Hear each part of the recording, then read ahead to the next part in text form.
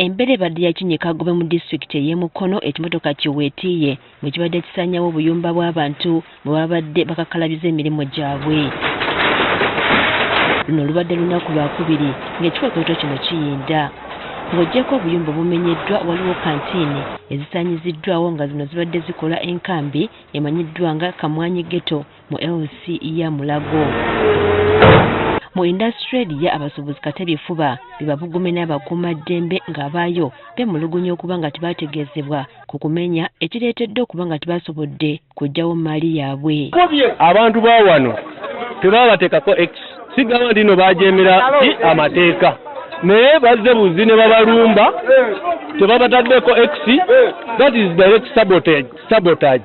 Guno omusango neyo yagwa ebibuuzo agukola ki agusinga kalenda kusoma katubonebone naye ensi yaffe abaana baffe bagenda kulemwa okusoma tebagenda mufuna kyakulya katubonebone sina nsi mwe tugenda sigala wano Uganda yewaffe batutulugunye batukole buli kimu katugenda batusindiikiriza ngambwa. Abasuubuzi abamu batuuse n'okuzirika so nga waliwo n'abamu amaziga be gayiseemu olw'embeera ebadde egenda mu maaso. N'olwekyo ffe abantu ba community eno tugenda filinga case tibatulumbye anaweya nti singa baali bateekako X ku bizinesi z'abantu balina looni bandibadde bazikoze eki baggyemu ebintu byabwe naye bazze buzi tebabawadde budde ebintu ne babimenya. Onese byo byononese sesobola kugamba nti naakafiira ebintu bwebiti naye ngira bulabe nabwe mbadde mugiramu bano bintu era nga wobitunuulira ebimu biri eri bwe ogenda obirabe. Kapito yenna ebintu ebisinga kale tufiiriddwa ssente nnyingi kuba olunaku lwaleero lubadde lwa kukola ssente zibadde zisobola oyingira zikoze eki teziyingidde. Bano babadde balumiriza bakuumaddembe obutabawadde n'ekisa ne basalawo okwonoona emmaali yaabwe nga bagirabira ddala.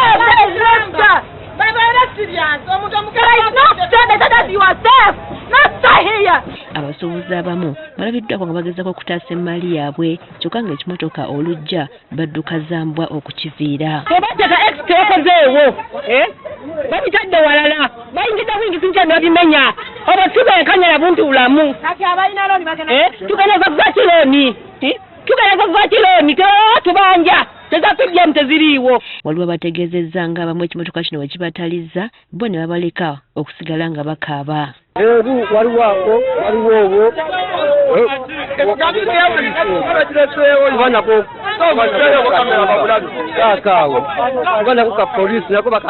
mu ggombolola y'eggoma waliwo ekifo ekimu ekyafuniddwa okugira nga kibuddamya abasuubuzi era basobodde okufunamu emidaala tubasanze bategeka midaala gyabwe nga n'abalala balanisa okukakalabya emirimu gyabwe. Ffenna tukuŋŋaanidde wamu ffenna batujje ku kkubo bakasoma abafe ate kino ekifo kibadde kimanyikiddwa nga kyo kyakatale si kipya nti bakitaddewo obuteesi olwedde kibaddewo ng'era mulimu ffe abakoleramu kigenda tugasa kuba bakasitoma baffe era babadde bakimanyi nti weekiri. Tulongooseza akatale kabeere nga kasobola okuyitibwa akatale akatuukaganye tetulina we tugenda teeka kasasiro.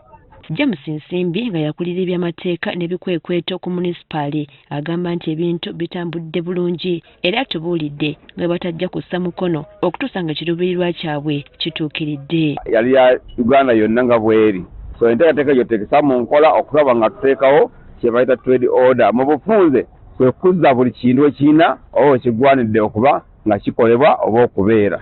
Ono atubuulidde nga bwe basobodde okufuna ebifo gye bagenda okusenza abasuubuzi bano nga bwe balinda okubazimbira akatale ak'omulembe. Ebitundu byonna eby'Nassuute ne Wantoni byonna tulina ebifo abantu bye bayinza okudda.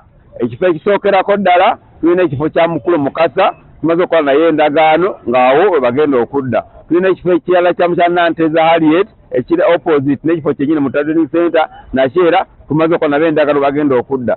Bakira bino byonna bigenda mu maaso nga basuubuzi abonooneddwa ebyabwe balaba wakati mu kusoberwa.